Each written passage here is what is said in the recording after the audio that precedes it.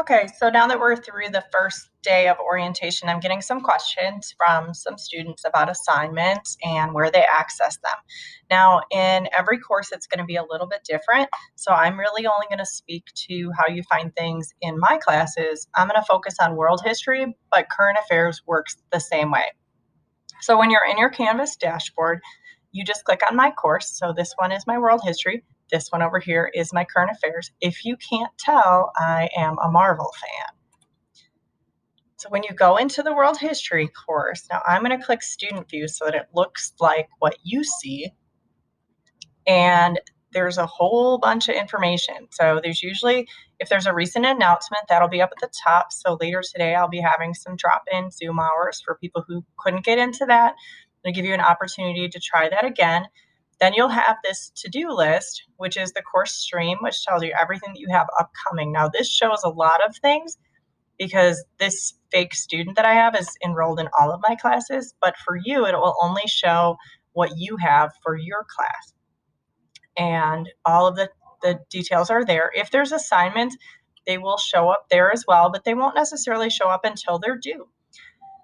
You've got all the buttons here that will take you to everything as they show. And if you scroll down, there's usually an announcement on this slide here with what is upcoming. So I've already updated it for Tuesday that we have class for periods 2 and 3 only, and the times. I'll have more information posted on there by the end of the day today. Then we've got this table down at the bottom that's a little bit cut off, but it's because I'm in here as a student. It doesn't really optimize the screen. So we're only going to look at the one side for periods 2 and 3, but it always usually will match up. So if you keep scrolling down, this was today, and you'll see that there is an assignment here that says history survey. I'll always put the assignments in the table with the date that it's assigned, but you'll also see it up here, usually in the to-do as well. And then if you go down to the next day, on Tuesday, you'll see that classes periods 2 and 3 have class, 5 and 7 do not, and the assignments are there. So for the assignment today, it is this history survey. So if you click it, you'll see that it is due by Friday. So that's probably why it's not showing up yet under your to-do on Canvas. You click the link to the survey.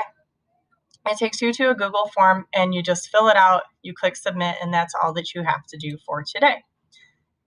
You can go back to the home and you'll see that everything is right back where it was. If you scroll down, if you wanted to look ahead, there's 2 assignments coming up later this week.